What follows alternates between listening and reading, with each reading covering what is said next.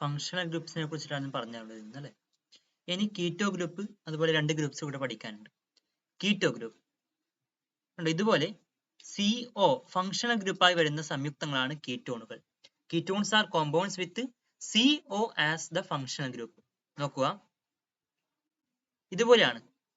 ഇതുപോലെയാണ് നമ്മൾ പറയുന്നത് CO ഫങ്ഷണൽ ഗ്രൂപ്പായിട്ട് നമ്മൾ ഇങ്ങനെയാണ് ഉപയോഗിക്കാറ്. കണ്ടോ, ഒരു എക്സാമ്പിൾ കണ്ടോളൂ. കണ്ടോ, ഇവിടെ ഫങ്ഷണൽ ഗ്രൂപ്പായിട്ട് CO നമ്മൾ ഇങ്ങനെ ഉപയോഗിച്ചിട്ടുണ്ട്. അപ്പൊ ഇതിന്റെ ഒരു സൈഡിൽ എന്താണ് നോക്കിക്കോളൂ, ആൽക്കൈൽ ഗ്രൂപ്പ് ആണല്ലേ. അതാണ് ഇവിടെ കൊടുത്തിട്ടുള്ളത്. ഒരു സൈഡിൽ ആറും ഒരു സൈഡിൽ R' കൊടുത്തിട്ടുണ്ട്. എന്താണെന്ന് വെച്ചാൽ R and R' can be any alkyl or aril group. നമ്മൾ പറഞ്ഞ ആൽക്കൈൽ ഗ്രൂപ്പ്സ് ആവാം. ആൽക്കൈൽ ഗ്രൂപ്പ്സ് എന്നാൽ ആൽക്കൈൻസിൽ നിന്നുണ്ടാകുന്ന ഗ്രൂപ്പ്സ് അല്ലേ, അതായത് മീഥൈൽ ഗ്രൂപ്പ്, ഈഥൈൽ ഗ്രൂപ്പ് എന്നിവ. അതേപോലെ അരൈൽ ഗ്രൂപ്പ്സും ആവാം. അരൈൽ ഗ്രൂപ്പ്സ് എന്ന് വെച്ചാൽ അരോമാറ്റിക് കോമ്പൗണ്ട്സിൽ നിന്നുണ്ടാകുന്ന ഗ്രൂപ്പ്സ്. ഓക്കെ, അരോമാറ്റിക് കോമ്പൗണ്ട്സ് എന്താണെന്ന് 9ാം ക്ലാസ്സിൽ പഠിച്ചിട്ടുണ്ട്. അതായത് ഫ്രാഗ്രൻസ് ഉള്ള കോമ്പൗണ്ട്സ് ആണ് അല്ലേ അവ. നമുക്ക് താഴെ പഠിക്കാനുണ്ട് ഇനി അരോമാറ്റിക് കോമ്പൗണ്ട്സിനെ കുറിച്ചിട്ട് കുറച്ച്. കണ്ടോളൂ.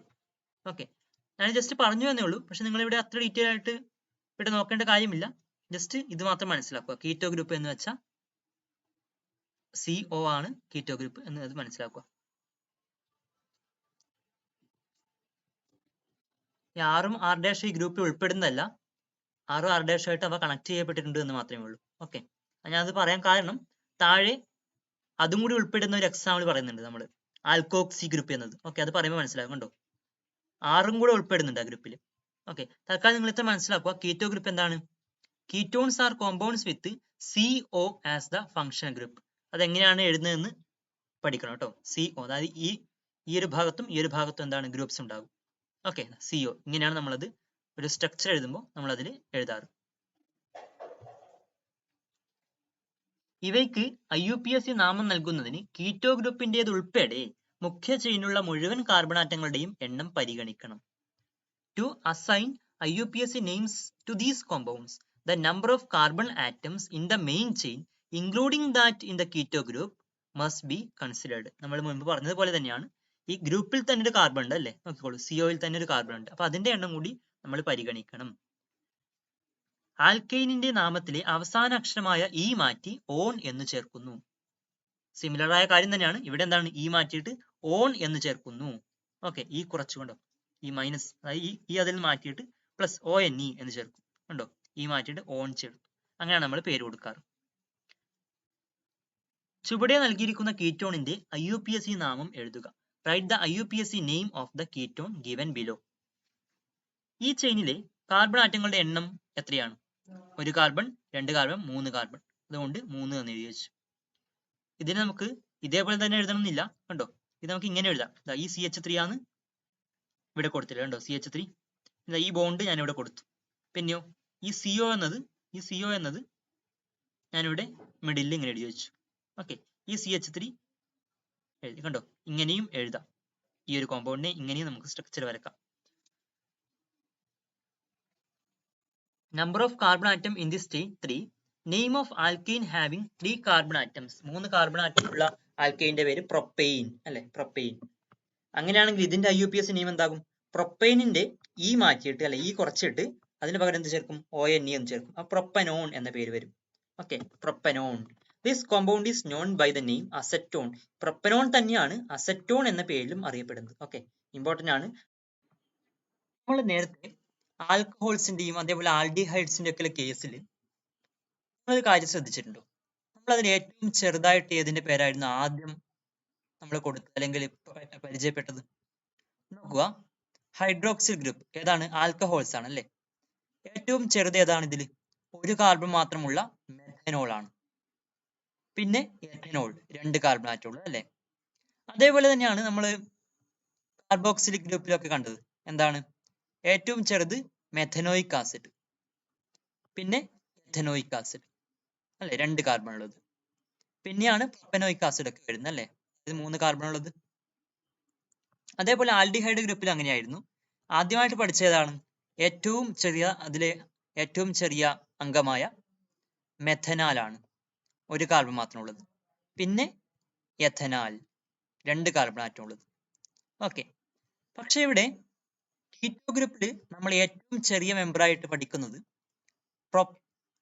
പ്രൊപ്പനോണിനെയാണ്. ഓക്കെ, മെഥനോണും എഥനോണൊന്നും അല്ല. ഇവയുടെ പ്രത്യേകത എന്ന് വെച്ചാൽ ഇവയിൽ കാണുന്ന ഏറ്റവും ചെറിയ അംഗം എന്ന് പറയുന്നത് പ്രൊപ്പനോൺ ആണ്. അതുകൊണ്ടാണ് നമ്മളിവിടെ മെഥനോൺ ഡി എഥനോൺ ഡി ഒക്കെ കാര്യം പറഞ്ഞിട്ടില്ല അല്ലെ. കാരണം ഇവിടെ പ്രൊപ്പനോണിനെയാണ് നിങ്ങൾക്ക് ഏറ്റവും ചെറിയ അംഗമായിട്ട് പഠിക്കാനുള്ളത്. ഈ ഒരു കാര്യം നിങ്ങൾ പ്രത്യേകം ശ്രദ്ധിക്കണം. ഓക്കെ, നിങ്ങൾ ഈ ഒരു ഫിഗർ ആലോചിച്ചാൽ തന്നെ മതി. എന്താണ്, ഇവിടെ 3 കാർബൺ ആറ്റം ഉള്ളത് തന്നെയാണ് ആദ്യമായിട്ട് നിങ്ങൾ പരിചയപ്പെടുന്നത്. ഇതിനേക്കാളും ചെറിയൊരു മെമ്പറിനെ നിങ്ങൾ ഇവിടെ പരിചയപ്പെടുന്നില്ല. ഓക്കെ, ആ ഒരു കാര്യം പ്രത്യേകം ശ്രദ്ധിക്കുക. ഏതാണ് പ്രൊപ്പനോൺ, അതായത് അസറ്റോൺ. അത് മുതലാണ് നിങ്ങൾ പഠിച്ചു തുടങ്ങുന്നത്. 3 കാർബൺ ആറ്റം, ഇനി 4 കാർബൺ ആറ്റം ഉള്ള പരിചയപ്പെടാം, 5 കാർബൺ ആറ്റം, അങ്ങനെ ഉള്ളതൊക്കെ ഉണ്ട്. ഓക്കെ, ഇനി നോക്കൂ, ഇനി എന്താണ് പറഞ്ഞിട്ടുള്ളത്? 3ൽ കൂടുതൽ കാർബൺ ആറ്റങ്ങളുള്ള കീറ്റോണുകളെ നാമകരണം ചെയ്യുമ്പോൾ ഫങ്ഷണൽ ഗ്രൂപ്പിന്റെ സ്ഥാനം പരിഗണിക്കണം. Okay, the position of the functional group must be considered while naming ketones with more than 3 carbon atoms. 3ൽ കൂടുതൽ ഉണ്ടാകുമ്പോൾ. അങ്ങനെയാണ് നമുക്കൊരു എക്സാമ്പിൾ നോക്കാം. ഇവിടെ നൽകിയിരിക്കുന്ന സംയുക്തത്തിന്റെ IUPAC നാമം എഴുതുക. നോക്കിക്കോളൂ, ഇത് ഏതാണ് നമ്പറിംഗ്? ഏതാണ്, റൈറ്റ് ടു ലെഫ്റ്റ് ആണോ ലെഫ്റ്റ് ടു റൈറ്റ് ആണോ? റൈറ്റ് ടു ലെഫ്റ്റ് നമ്പർ എഴുതുമ്പോഴാണ് ഈ ഫങ്ഷണൽ ഗ്രൂപ്പിന് ഏറ്റവും ചെറിയ പൊസിഷൻ നമ്പർ, സ്ഥാനസംഖ്യ കിട്ടുന്നത് അല്ലേ. അതായത് ഫങ്ഷണൽ ഗ്രൂപ്പുള്ള കാർബണിന് ഏറ്റവും ചെറിയ സ്ഥാനസംഖ്യ ലഭിക്കുന്നപ്പോഴാണ്, റൈറ്റ് ടു ലെഫ്റ്റ് നമ്പർ ചെയ്യുമ്പോഴാണ് ഫങ്ഷണൽ ഗ്രൂപ്പിന് ഏറ്റവും ചെറിയ സ്ഥാനസംഖ്യ ലഭിക്കുന്നത്. ഇവിടെ മുഖ്യ ചെയിനിലെ കാർബൺ ആറ്റങ്ങളുടെ എണ്ണം എത്രയാണ്? 5 കാർബൺ ആറ്റം ഉണ്ട്. നമ്മൾ പറഞ്ഞിട്ടുണ്ട് ഈ ഫങ്ഷണൽ ഗ്രൂപ്പിലെ കാർബണിനെ അടക്കം നമ്മൾ എണ്ണണം. 1 2 3 4 5 കാർബൺ ആറ്റം ഉണ്ട്. Number of carbon atoms in the main chain 5 ആണ്. ഇത്രയും കാർബൺ ആറ്റങ്ങളുള്ള ആൽക്കീനിന്റെ പേരെന്താണ്? അതായത് 5 കാർബൺ ആറ്റങ്ങൾ ഉണ്ടാകുമ്പോൾ നമ്മൾ പഠിച്ചിട്ടുണ്ട് ആ ആൽക്കീനിന്റെ പേര് പെൻഡെയ്ൻ എന്നാണ്. ആ ഒരു ആൽക്കീനിന്റെ പേരാണ് പറയുന്നത്. 5 കാർബൺ ആറ്റങ്ങളുള്ള ആൽക്കീനിന്റെ പേരാണ് പെൻഡെയ്ൻ. ഫങ്ഷണൽ ഗ്രൂപ്പിന്റെ ശരിയായ സ്ഥാനസംഖ്യ ഏതാണ്? രണ്ടാമത്, രണ്ടാണ്. ഓക്കെ, റൈറ്റ് ലെഫ്റ്റ് നമ്പർ ചെയ്യേണ്ടത് നമ്മൾ പറഞ്ഞു. അപ്പോഴാണ് ഫങ്ഷണൽ ഗ്രൂപ്പിന് ചെറിയ സ്ഥാനസംഖ്യ ലഭിക്കുന്നത്. അതാണ് നമ്മൾ കൺസിഡർ ചെയ്യേണ്ടത്. അങ്ങനെയാണെങ്കിൽ നമുക്കിനി IUPAC നാമം എഴുതാമല്ലോ. എങ്ങനെയാണ്? ഫസ്റ്റ് നമ്മൾ എഴുതണം 5 ആയതുകൊണ്ട് പെൻഡൻ -2, എന്നിട്ട് സ്ഥാനസംഖ്യ കൊടുത്തു 2, പെൻഡൻ 2 ഓൺ അല്ലേ. അതായത് പെൻഡീൻ എന്നതിൽ നിന്ന് ഈ നമ്മൾ മാറ്റി. ഓക്കെ, ഈ കുറച്ചു, എന്നിട്ട് എന്ത് ചേർത്തു? ഓൺ എന്ന് ചേർത്തു, ONE എന്ന് ചേർത്തു. അതിനിടയിൽ അതിന്റെ പൊസിഷൻ നമ്പർ കൂടി കൊടുക്കുന്നു. കുറച്ച് എക്സാമ്പിൾസ് ചെയ്താൽ നിങ്ങൾക്ക് ഇതൊക്കെ എളുപ്പത്തിൽ മനസ്സിലാകും. ഓക്കെ, ഇത് നിങ്ങൾ ചെയ്തിട്ട് തന്നെ പഠിക്കണം കേട്ടോ. ഓക്കെ, ഒരു എക്സാമ്പിൾ നോക്കാം. ഈ സംയുക്തത്തിന്റെ IUPAC നാമം എഴുതുക. Write the IUPAC name of this compound. നോക്കുക, ഇവിടെ എത്ര കാർബൺ ആറ്റങ്ങളുണ്ട് ഇതിൽ? 1 2 3 4 5 5 കാർബൺ ആറ്റങ്ങളുണ്ട്. അപ്പൊ 5 എന്ന് വരുമ്പോൾ പെൻഡ് എന്ന ലെവൽ അല്ലെ. 5 കാർബൺ ആറ്റങ്ങളുള്ള ആൽക്കീനിന്റെ പേര് നിങ്ങൾക്കറിയാം, പെൻഡെയ്ൻ എന്നാണ്. അപ്പൊ അതിൽ നിന്ന് പെൻഡൻ എന്ന് മാത്രം എഴുതിയാൽ മതി. കാരണം അവസാനത്ത് ഈ നമ്മൾ മാറ്റിയിട്ട് പകരം ഓൺ എന്ന് ചേർക്കും. പക്ഷേ അതിനിടയിൽ എന്ത് എഴുതാനുണ്ട്? ഇതിന്റെ സ്ഥാനസംഖ്യ, ഫങ്ഷൻ ഗ്രൂപ്പിന്റെ ഈ സംഖ്യ കൊടുക്കണം അല്ലെ. നോക്കുക, നിങ്ങൾ ലെഫ്റ്റ് ടു റൈറ്റ് എണ്ണിയാൽ 1 2 3 എന്ന സംഖ്യയാണ് കിട്ടുന്നത് അല്ലെ. ഇനി റൈറ്റ് ടു ലെഫ്റ്റ് എണ്ണിയാലോ? അപ്പോഴും 1 2 3 എന്ന സംഖ്യയാണ് ലഭിക്കുന്നത്. അതുകൊണ്ട് ഇവിടെ നിങ്ങൾക്ക് ഏത് രീതിയിൽ വേണമെങ്കിലും നമ്പർ ഇടാം. ഈ ഒരു കേസിൽ പെൻഡൻ -3 ഓൺ എന്ന പേരാണ് നിങ്ങൾക്ക് കിട്ടുന്നത്. ഇനി നോക്കുക, ഹാലോ ഗ്രൂപ്പ്. ഹൈഡ്രോ കാർബണിൽ നിന്ന്, അത് ഹാലോ ഗ്രൂപ്പ് എന്ന് നമ്മൾ പൊതുവായിട്ട് പറയുന്നതാണ്.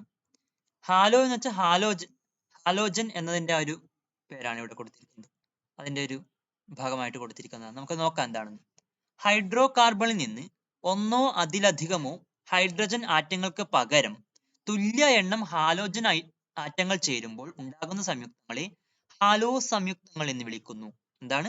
ഹൈഡ്രോ കാർബണിൽ അതിൽ നിന്ന് ഒന്നോ അതിലധികമോ ഹൈഡ്രജൻ ആറ്റങ്ങൾ മാറിയിട്ട് അതിനു പകരം അതിന്റെ തുല്യ എണ്ണം, എത്ര എണ്ണമാണോ മാറിയത് അത്രയും എണ്ണം ഹാലോജൻ ആറ്റങ്ങൾ ചേരുമ്പോൾ ഉണ്ടാകുന്ന സംയുക്തങ്ങളെ ഹാലോ സംയുക്തങ്ങൾ എന്ന് വിളിക്കുന്നു. ദ കോമ്പൗണ്ട്സ് ഫോംഡ് വെൻ, എപ്പോഴാണ്? 1 or more ഹൈഡ്രജൻ ആറ്റംസ്, ഒന്നോ അതിലധികം atoms in a hydrocarbon, ഒരു ഹൈഡ്രോ കാർബണിൽ നിന്ന് ഈസ് റീപ്ലേസ്ഡ്, അത് റീപ്ലേസ് ചെയ്തു എന്തിനെ കൊണ്ട്? With an equal number of halogen atoms, അതേ എണ്ണം, എത്ര എണ്ണമാണോ നീക്കിയത് അത്രയും എണ്ണം ഹാലോജൻ ആറ്റങ്ങൾ കൊണ്ട് നീക്കം ചെയ്തപ്പോൾ കിട്ടുന്ന കോമ്പൗണ്ട്സ് ആണ് ഹാലോ കോമ്പൗണ്ട്സ്. ഓക്കെ, ഈ ഹാലോജനുകൾ എന്ന് പറയുന്നത് ഏത് ഗ്രൂപ്പിൽ പെടുന്ന കോമ്പൗണ്ട്സ് ആണ്, സോറി ഏത് ഗ്രൂപ്പിൽ പെടുന്ന എലമെന്റ്സ് ആണ്? 17ാം ഗ്രൂപ്പ് മൂലകങ്ങളെയാണ് ഹാലോജനുകൾ എന്ന് പറയുന്നത്. പീരിയോഡിക് ടേബിൾ നിങ്ങൾ എടുത്തു നോക്കിയാൽ മനസ്സിലാകും. 17ാം ഗ്രൂപ്പിൽ കാണുന്ന ആ മൂലകങ്ങളെയാണ് നമ്മൾ ഹാലോജനുകൾ എന്ന് പറയുന്നത്. അതിൽ എന്തൊക്കെയുണ്ട്? ഫ്ലൂറിൻ ഉണ്ട്, ക്ലോറിൻ ഉണ്ട്, ബ്രോമിൻ ഉണ്ട്, അയോഡിൻ ഉണ്ട് അല്ലെ. അതിനൊക്കെ പൊതുവായിട്ട് നമ്മൾ പറയുന്നതാണ് ഹാലോജനുകൾ എന്ന് അല്ലെ. അപ്പൊ ഇവിടെ ഹാലോ സംയുക്തങ്ങൾ എന്ന് പറഞ്ഞാൽ ഇതിൽ ഏതെങ്കിലും ഒന്ന് വന്നാൽ മതി അല്ലെ. അതായത് ഫ്ലൂറിൻ ചിലപ്പോൾ വരാം, ചിലപ്പോൾ ക്ലോറിൻ വരാം, ചിലയിടങ്ങളിൽ ബ്രോമിൻ വരാം, അയോഡിൻ വരാം. അതിനനുസരിച്ച് നമ്മൾ ഏതാണോ വരുന്നത് അപ്പോൾ നമ്മൾ എന്ത് പേരിടും? ഹാലോ ഗ്രൂപ്പ് എന്നല്ലേ. അപ്പൊ ആ ഒരു ഹാലോജൻ ഫ്ലൂറിൻ ആണെങ്കിൽ നമ്മൾ ഫ്ലൂറോ എന്ന് പറയും, ക്ലോറിൻ ആണെങ്കിൽ ക്ലോറോ എന്ന് പറയും. ഇത് എക്സാമ്പിൾ ചെയ്യുമ്പോൾ നിങ്ങൾക്ക് ഇത് കൃത്യമായിട്ട് മനസ്സിലാകും. തൽക്കാലം ശ്രദ്ധിക്കുക, ഫ്ലൂറോ, ക്ലോറോ, ബ്രോമോ, അയോഡോ തുടങ്ങിയ ഫങ്ഷണൽ ഗ്രൂപ്പുകളുള്ള ഓർഗാനിക് സംയുക്തങ്ങൾ ഉണ്ട്. ഇവ പൊതുവായിട്ട് ഹാലോജനുകൾ ആയതുകൊണ്ട് നമ്മൾ ഹാലോ ഗ്രൂപ്പ് എന്ന് പൊതുവായിട്ട് പറയുന്നു. There are organic compounds with functional groups such as fluoro, chloro, bromo, and iodo. മുഖ്യ ചെയിനിൽ 2ൽ കൂടുതൽ കാർബൺ ആറ്റങ്ങളുള്ള ഹാലോ സംയുക്തങ്ങളുടെ IUPAC നാമകരണ രീതി ചുവടെ കൊടുത്തിരിക്കുന്നു. The IUPAC nomenclature of halo compounds with more than 2 carbon atoms in the main chain is given below. Okay, നിങ്ങൾ just വായിക്കുക എങ്ങനെയാണ്. ആദ്യം നമ്മൾ ഇവിടെ ശ്രദ്ധിക്കേണ്ടത് ആ ഹാലോ ഗ്രൂപ്പ് നമ്മൾ കൊടുക്കുന്നില്ലേ, അതിന്റെ സ്ഥാനമാണ് ആദ്യം നമ്മൾ മെൻഷൻ ചെയ്യേണ്ടത്. Position of the halo group. എന്ത് ചെയ്യണം? ഹൈഫൻ ഇടണം അല്ലെ. പ്ലസ് നിങ്ങൾ ഇടേണ്ടതല്ല, നിങ്ങൾ മനസ്സിലാക്കണം ഇതിന് ശേഷം ഇത് എഴുതണം എന്നാണ് ഉദ്ദേശിച്ചത്. ഓക്കെ, ഹാലോ ഗ്രൂപ്പിന്റെ സ്ഥാനത്തിന് ശേഷം ഒരു ഹൈഫൻ ഇടുക. എന്നിട്ട് ആ ഹാലോ ഗ്രൂപ്പിന്റെ പേരെന്താണ് അത് എഴുതുക. ആ ഹാലോ ഗ്രൂപ്പ് ഫ്ലോറോ ആണെങ്കിൽ അത് ഫ്ലോറോ എന്ന് എഴുതുക, ക്ലോറോ ആണെങ്കിൽ ക്ലോറോ എന്ന് എഴുതുക. എന്നിട്ട് എന്ത് ചെയ്യണം? ആൽക്കെയിനിന്റെ പേര് എഴുതണം. ഓക്കെ, നമുക്ക് എക്സാമ്പിൾ നോക്കാം, അപ്പോൾ മനസ്സിലാകും. Hyphen name of the halo group, name of the alkane. ചുവടെ നൽകിയിരിക്കുന്ന സംയുക്തത്തിന്റെ IUPAC നാമം എഴുതുക. ഇവിടെ എത്ര കാർബൺ ആറ്റങ്ങളുണ്ട്? ഇവിടെ ക്ലോറോ ഗ്രൂപ്പ് ആണല്ലേ ഉള്ളത്. ഇവിടെ ചേർത്തിരിക്കുന്ന ഹാലോജൻ ഏതാണ്? ക്ലോറിൻ ആണ്. അപ്പൊ ക്ലോറോ ഗ്രൂപ്പ് എന്ന് പറയും അല്ലെ, ഹാലോ ഗ്രൂപ്പ്. പക്ഷെ ഇവിടെ എന്താണ്? ഈ ഹാലോ ഗ്രൂപ്പ് ഏതാണത്? ക്ലോറിൻ ആണ്. അപ്പൊ അതുകൊണ്ട് നമ്മൾ പറയും ക്ലോറോ എന്ന് പറയും അല്ലെ, ക്ലോറോ ഗ്രൂപ്പ് എന്ന് പറയും. ശ്രദ്ധിക്കുക, ഈ Cl ഇത് കാർബണിന്റെ C അല്ല അല്ലെ, ഇത് ക്ലോറിൻ എന്നത് എഴുതിയതാണ്, ഷോർട്ട് ആയിട്ട് എഴുതിയാണ് Cl. അതിന്റെ സിമ്പൽ ആണ്, ക്ലോറിന്റെ പ്രതീകമാണ് Cl എന്ന് എഴുതിയത്. ഓക്കെ, C ക്യാപിറ്റൽ ലെറ്ററും L സ്മോൾ ലെറ്ററും. ഇവിടെ എത്ര കാർബൺ ആറ്റങ്ങളുണ്ട്? 1, 2, 3. ഇത് കാർബൺ ആറ്റം അല്ല. ശ്രദ്ധിക്കുക, അറിയാത്തവരുണ്ടാകും, അതുകൊണ്ടാണ് വീണ്ടും പറയുന്നത്. നമ്പറിങ് എങ്ങനെ ചെയ്യണം? റൈറ്റ് ടു ലെഫ്റ്റ് ആണോ, ലെഫ്റ്റ് ടു റൈറ്റ് ആണോ? റൈറ്റ് ടു ലെഫ്റ്റ് നമ്പർ ചെയ്യുമ്പോഴാണ് നമുക്ക് ഈ ക്ലോറിൻ അടങ്ങിയിരിക്കുന്ന ഈ ഭാഗത്ത് എന്ത് കിട്ടുന്നത്? ചെറിയ നമ്പർ കിട്ടുന്നത്.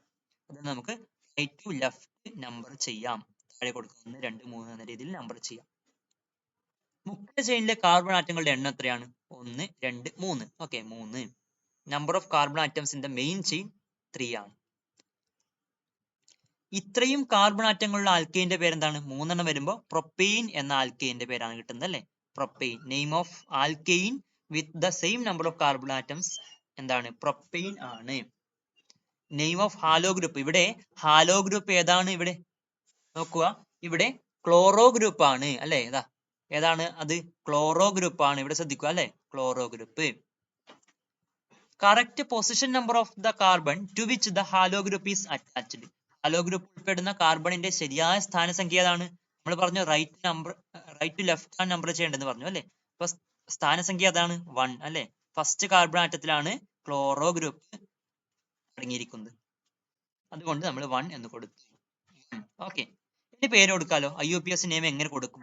നമ്മൾ പറഞ്ഞു ആദ്യം ഈ ഹാലോ ഗ്രൂപ്പ്, അതായത് ഇവിടെ ക്ലോറോ ഗ്രൂപ്പ് എത്രാമത്തെ കാർബണിലാണോ ഉള്ളത് ആ നമ്പർ നമ്മൾ ഫസ്റ്റ് എഴുതണം. അതുകൊണ്ട് നമ്മൾ ഫസ്റ്റ് എഴുതി 1 എന്ന് എഴുതി.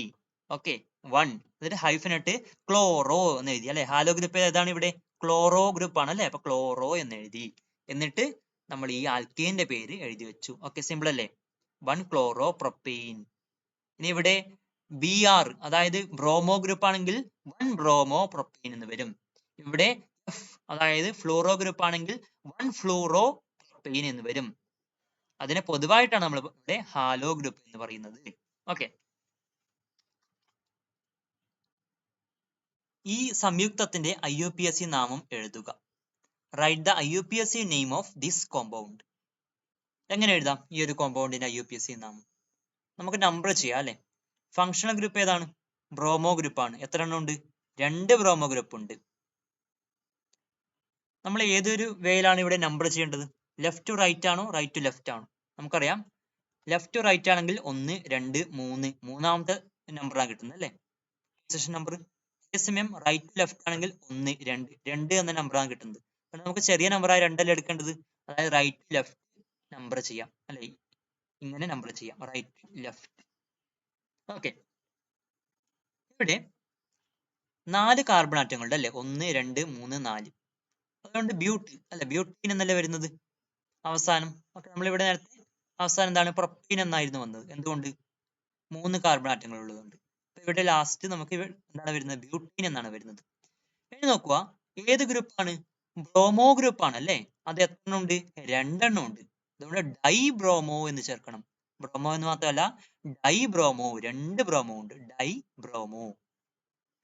മുൻപിലുള്ള ഈ പൊസിഷൻ നമ്പർ നമ്മൾ എങ്ങനെ എഴുതണം? ഡൈ ബ്രോമോ, 2 ബ്രോമോ ഉണ്ട് അല്ലേ. അപ്പൊ രണ്ടിന്റെയും നമ്മൾ വെവ്വേറെ എഴുതണം പൊസിഷൻ നമ്പറുകൾ. രണ്ടും ആ 2 ബ്രോമോ ഗ്രൂപ്പും ഈ രണ്ടാമത്തെ കാർബണിൽ തന്നെയാണ് അല്ലേ. അതുകൊണ്ട് നമ്മൾ 2,2 എന്ന് എഴുതും. രണ്ടാമത്തെ കാർബണിൽ തന്നെയാണ്, 2 എണ്ണം ഉണ്ട്. അപ്പൊ ഓരോന്നും നമ്മൾ എഴുതണം.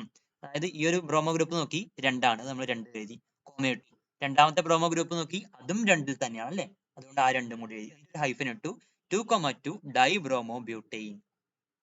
ഇനി നമുക്ക് താഴെയുള്ള ഈ പട്ടിക ഒന്ന് പൂർത്തിയാക്കി നോക്കാം. കുറച്ച് എക്സാമ്പിൾസ് ചെയ്യുമ്പോൾ നിങ്ങൾക്ക് കുറച്ചുകൂടി വ്യക്തമായിട്ട് മനസ്സിലാകും. നോക്കുക, 2,3 ഡൈക്ലോറോബ്യൂട്ടീൻ. 2,3 ഡൈക്ലോറോബ്യൂട്ടീൻ. ബ്യൂട്ടീൻ എന്നല്ലേ പറഞ്ഞത്. മെയിൻ ചെയിനിൽ 4 കാർബൺ ആറ്റങ്ങൾ വേണം അല്ലേ. നമുക്ക് ആദ്യം 1 2 3 4 ഈ 4 കാർബൺ ആറ്റങ്ങൾ എഴുതി വെക്കാം അല്ലേ. ഓക്കെ, ഇനി നോക്കുക, ഡൈക്ലോറോ, 2 ക്ലോറിൻ ഗ്രൂപ്പ് ഉണ്ട് അല്ലേ. എവിടെയൊക്കെയാണ്? രണ്ടാമത്തെയും മൂന്നാമത്തെയും കാർബൺ ആറ്റങ്ങളിൽ, ആ പൊസിഷനുകളിലാണ് ക്ലോറോ ഗ്രൂപ്പുകൾ വരുന്നത്.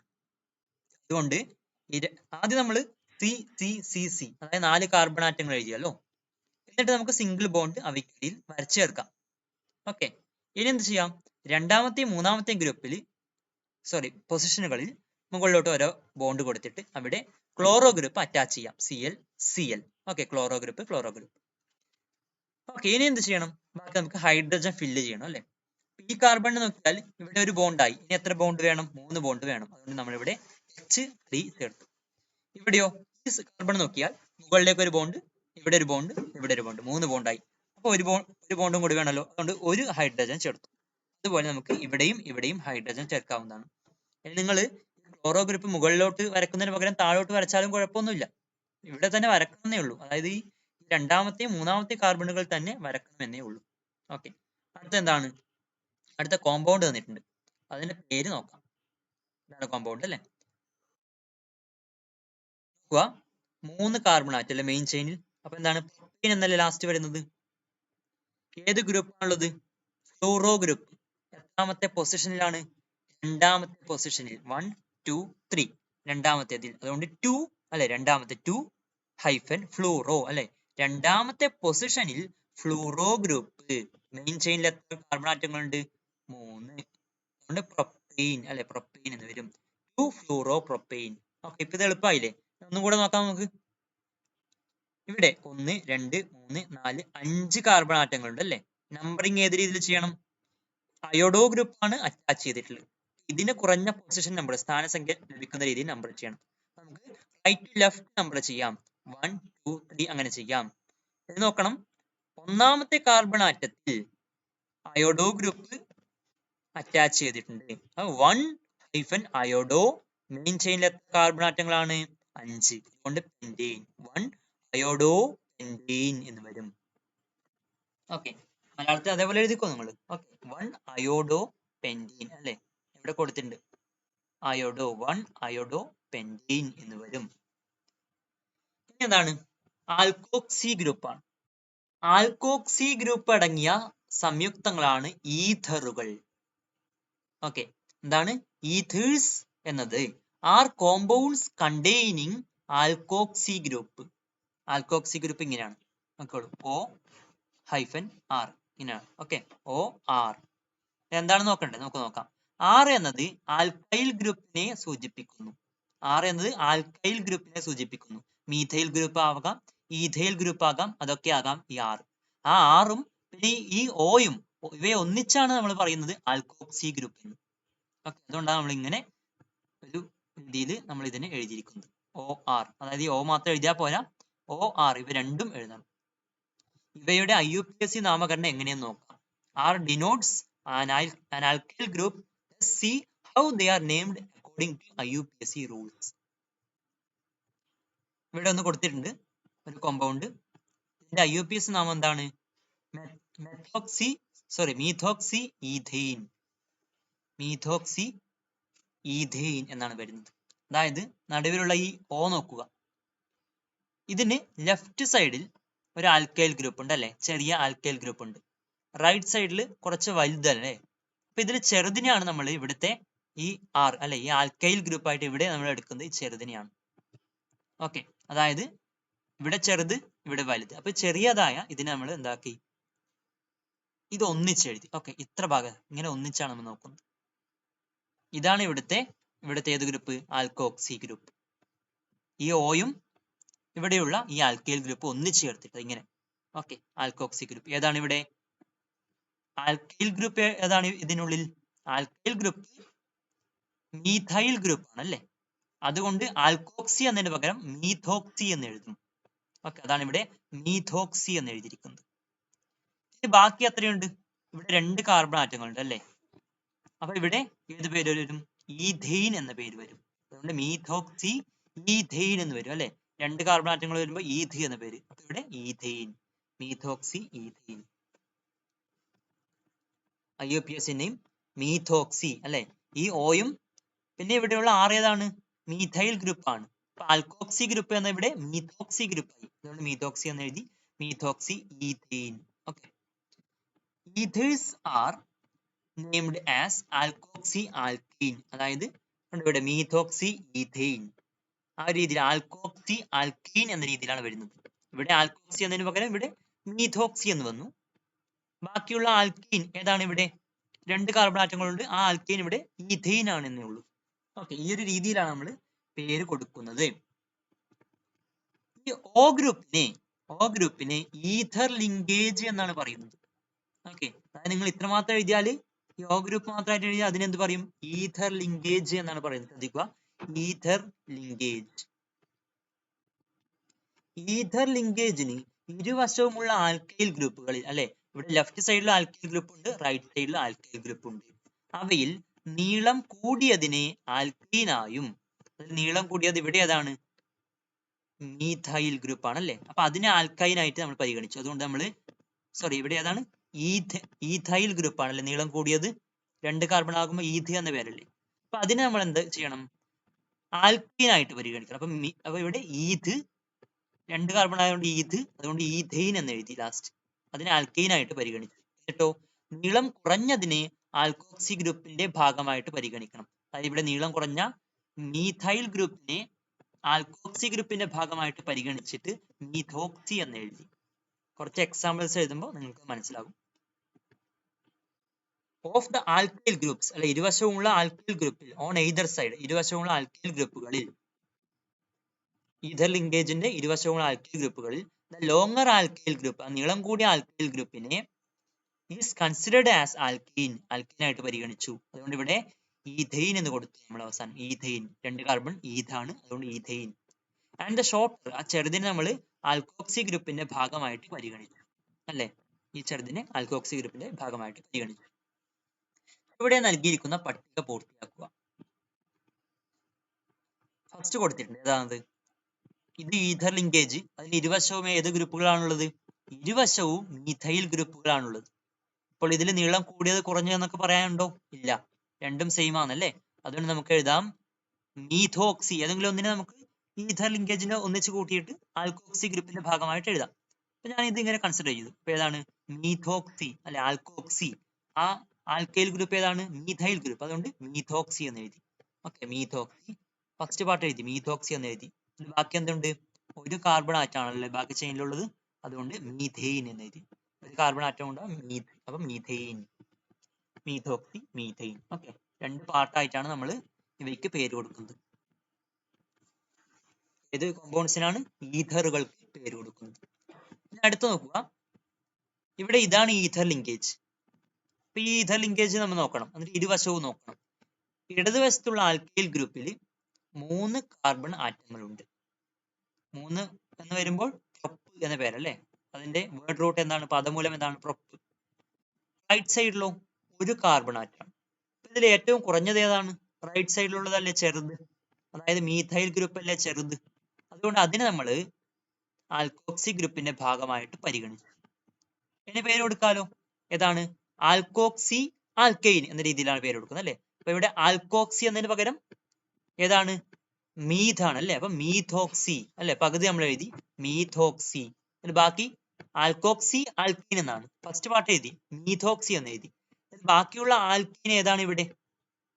1, 2, 3 കാർബൺ ആറ്റങ്ങൾ വന്നുകൊണ്ട് പ്രൊപ്പെയിൻ. അപ്പൊ മീഥോക്സി പ്രൊപ്പെയിൻ. ഓക്കെ, സിമ്പിൾ അല്ലേ. ഇനി അടുത്തൊരു ഒന്നിന്റെ പേര് തന്നിട്ടുണ്ട്, നമുക്ക് അതിന്റെ കോമ്പൗണ്ട് എന്താണെന്ന് നോക്കാം. സ്ട്രക്ചർ എങ്ങനെ എഴുതാൻ നോക്കാം. ഈഥോക്സി പ്രൊപ്പെയിൻ ആണല്ലേ. ഫസ്റ്റ് നമുക്ക് ആ ഈഥർ ലിങ്കേജ് അത് നമുക്ക് ഫസ്റ്റ് എഴുതുക അല്ലെ. ഈ ഓ നമുക്ക് ആദ്യം എഴുതാം. ഓക്കെ, ഇതെഴുതി ഇനി എന്ത് ചെയ്യണം? ഒരു സൈഡിൽ ഈഥോക്സി പ്രൊപ്പെയിൻ എന്നാണ് അല്ലെ, അതായത് ഈഥൈൽ ഗ്രൂപ്പിനെ ഒരു സൈഡിൽ എഴുതണം. പിന്നെ പ്രൊപ്പെയിൻ 3 കാർബൺ ആറ്റങ്ങൾ അതിനെ മറ്റൊരു സൈഡിൽ എഴുതണം. നമുക്ക് എഴുതാം, ഈഥോക്സി എന്ന് വെച്ചാൽ 2 കാർബൺ ആറ്റം. ഒരു സൈഡിൽ നമ്മൾ എഴുതി വെച്ചു കൊണ്ടോ, 2 കാർബൺ ആറ്റം ഇങ്ങനെ കൊടുത്തു. ഓക്കെ, ഹൈഡ്രജൻ എങ്ങനെയാണ് ഫില്ല് ചെയ്യേണ്ടതെന്നൊക്കെ നമ്മൾ പഠിച്ചിട്ടുണ്ട് അല്ലെ. എന്നിട്ട് മറ്റേ സൈഡിൽ എന്ത് വേണം? 3 കാർബൺ ആറ്റങ്ങൾ ഉണ്ട് അല്ലെ ആ ചെയിനിൽ.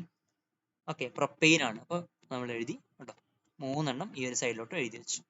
പേര് കൊടുക്കുമ്പോൾ ശരി തന്നെയല്ലേ, നോക്കിക്കോളൂ. ഈഥർ ലിങ്കേജ് നോക്കുക, ലെഫ്റ്റ് സൈഡിൽ എന്ത് ഗ്രൂപ്പാണുള്ളത്?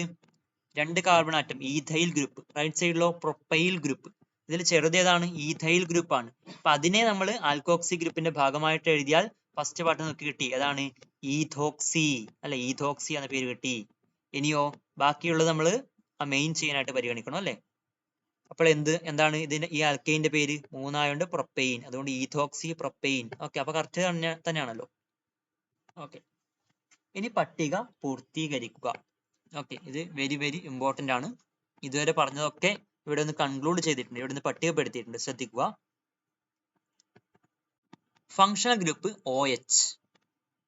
നിങ്ങൾ ഇതും കൂടെ ഈ ഒരു ഹൈഫൺ, ഇത് ബോണ്ടിനെ സൂചിപ്പിക്കുന്നതാണ്, ഇതും കൂടെ നിങ്ങൾ വരച്ചു ചേർക്കണം. ഓക്കെ, OH എന്താണ് ഫങ്ഷണൽ ഗ്രൂപ്പിന്റെ പേര്? ഹൈഡ്രോക്സിൽ. കോമൺ നെയിം എന്താണ് ഇവയുടെ? ഹൈഡ്രോക്സിൽ ഗ്രൂപ്പ് വരുന്നവ ആൽക്കഹോൾസ് ആണ് അല്ലെ, ആൽക്കഹോൾ. ഇനി COOH ഫങ്ഷണൽ ഗ്രൂപ്പ് വന്നാൽ കാർബോക്സിലിക് ഗ്രൂപ്പ് എന്ന് പറയും അല്ലെ, ഇവയെ കാർബോക്സിലിക് ഗ്രൂപ്പ്. അവയുടെ common name carboxylic acid. CHO aldehyde, aldehydic group ആണ് functional group. Common name aldehydes, ആൽഡിഹൈഡുകൾ. CO ഈ ഒരു രീതിയിൽ വന്നാൽ, അതായത് ഇവിടെ ഒരു പാർട്ട് ഉണ്ടാകും, ഈ ബോണ്ട് ഇവിടെ ഒരു പാർട്ട് ഉണ്ടാകും അല്ലെ. ഈ ഒരു രീതിയിൽ ഫങ്ഷണൽ ഗ്രൂപ്പ് വന്നാൽ എന്താണ്? കീറ്റോ ഗ്രൂപ്പ് ആണ്.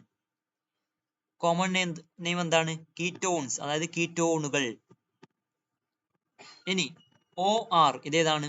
ആൽക്കോക്സി ഗ്രൂപ്പ് ആണ്. കോമൺ നെയിം എന്താണ്? ഈഥർ, ഈഥറുകൾ അല്ലെ. ഓക്കെ, നിങ്ങൾ ഇവിടെ ശ്രദ്ധിക്കുക, പ്ലൂറൽ എഴുതണമെന്നില്ല. ഓക്കെ, ആൽക്കഹോൾ, ആൽക്കഹോൾസ് എന്ന് എഴുതിയിട്ടില്ലല്ലോ, അപ്പൊ ആൽഡിഹൈഡ്സ്, ആൽഡിഹൈഡ് ഇത്ര മതി. കീറ്റോൺസ് അല്ലെ, കീറ്റോൺ എന്ന് മാത്രം മതി, കീറ്റോണുകൾ എന്ന് എഴുതേണ്ട ആവശ്യമില്ല. ആൽക്കോക്സി ഗ്രൂപ്പ് വന്നാൽ അവ ഈഥർ ആണല്ലേ, ഈഥർ, ഈഥറുകൾ എന്ന് എഴുതേണ്ട ആവശ്യമില്ല ഇവിടെ. ഇതോ ഫ്ലൂറോ, ക്ലോറോ, ബ്രോമോ, അയോഡോ. പൊതുവായിട്ട് നമുക്കറിയാം ഹാലോ, ഹാലോ കോമ്പൗണ്ട്സ് എന്നാണ് common name, hello compounds. Okay, this is very very important. അങ്ങനെ തന്നെ എഴുതി പഠിക്കുക, തെറ്റാതെ എഴുതി പഠിക്കുക ഈ ഒരു ടേബിൾ. ഓക്കെ, ഇത് എക്സാമിന് ഇങ്ങനെ തന്നെ ചോദിക്കാൻ ചാൻസ് ഉണ്ട്. ഇവിടെ ശ്രദ്ധിക്കുക, കാർബോക്സിലിക് ഗ്രൂപ്പ് വന്നാൽ കാർബോക്സിലിക് ആസിഡ്, ആൽഡിഹൈഡിക് ഗ്രൂപ്പ് വന്നാൽ ആൽഡിഹൈഡ്, കീറ്റോ ഗ്രൂപ്പ് വന്നാൽ കീറ്റോൺ, ആൽക്കോക്സി ഗ്രൂപ്പ് വന്നാൽ ഈഥർ, ഹാലോ ഗ്രൂപ്പ് വന്നാൽ ഹാലോ കോമ്പൗണ്ട്സ്. ഏതിലാണ് നിങ്ങൾ പ്രത്യേക ഒരു ശ്രദ്ധ കൊടുക്കാനുള്ളത്? ഇവയാണല്ലേ. ഹൈഡ്രോക്സിൽ ഗ്രൂപ്പിനും, അതായത് ഹൈഡ്രോക്സിൽ ഗ്രൂപ്പ് വരുമ്പോൾ ആൽക്കഹോൾ വരുന്നു, പിന്നെ ആൽക്കോക്സി ഗ്രൂപ്പ് വരുമ്പോൾ ഈഥറുകൾ വരുന്നു. ഇവിടെയാണ് നിങ്ങൾ കുറച്ചുകൂടി ശ്രദ്ധ കൊടുക്കാനുള്ളത്. ബാക്കിയൊക്കെ ഒരു സിമിലാരിറ്റി ഉണ്ട് അല്ലെ. ഇനി അരോമാറ്റിക് കോമ്പൗണ്ട്സ്. അരോമാറ്റിക് ഹൈഡ്രോ കാർബണുകളെ കുറിച്ചുള്ള ചില ധാരണകൾ നിങ്ങൾക്ക് മുൻ ക്ലാസ്സിൽ ലഭിച്ചിട്ടുണ്ടല്ലോ. അവയ്ക്ക് സുഗന്ധമുണ്ടാകും എന്നൊക്കെ നിങ്ങൾ 9ാം ക്ലാസ്സിൽ പഠിച്ചിട്ടുണ്ട്. അതിന്റെ റിവിഷൻ വീഡിയോ ക്ലാസ് നമ്മുടെ ചാനലിൽ ഇട്ടിട്ടുണ്ടെന്ന് പറഞ്ഞു.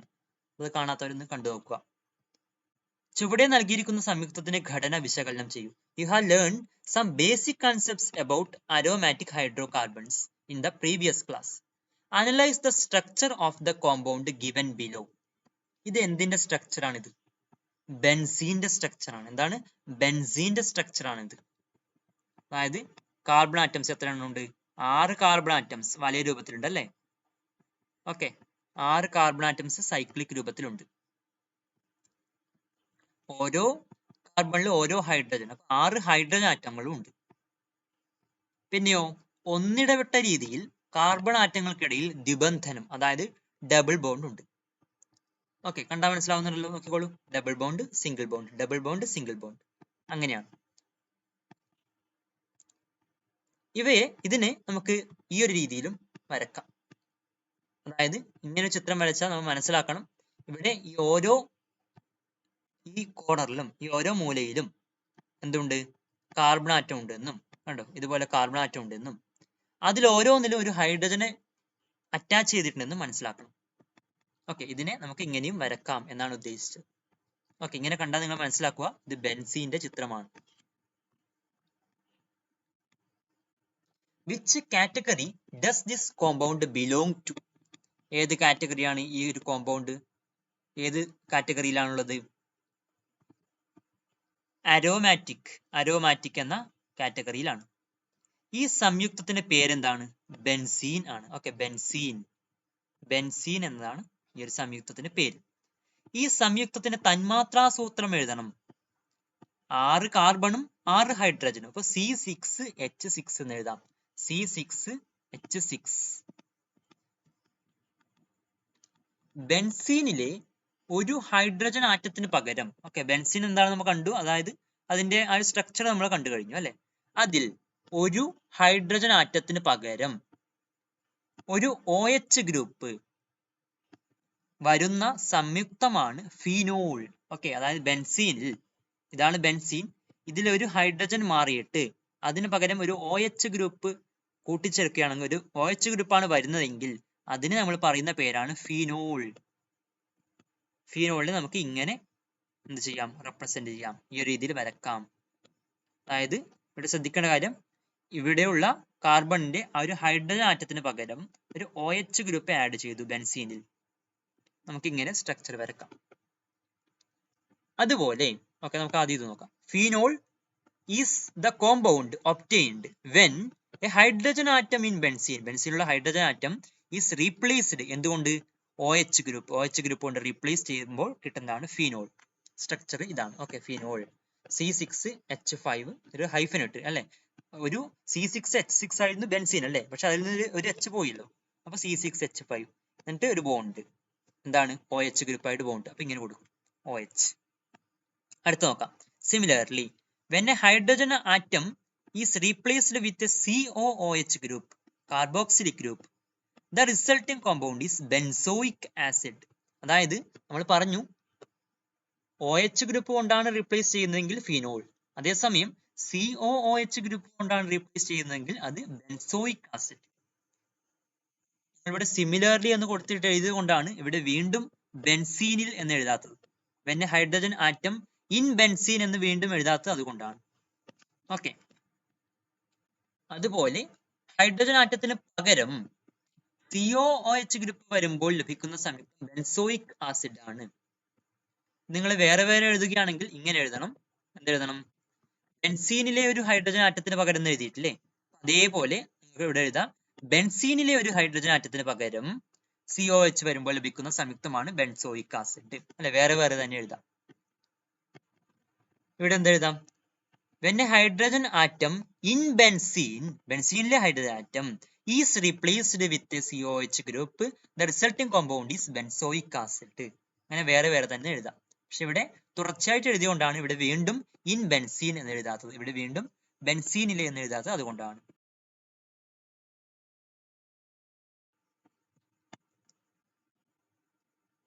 ഐസോമെറിസം അത് നമുക്ക് നെക്സ്റ്റ് ക്ലാസ്സിൽ ഡിസ്കസ് ചെയ്യാം. Okay, thank you.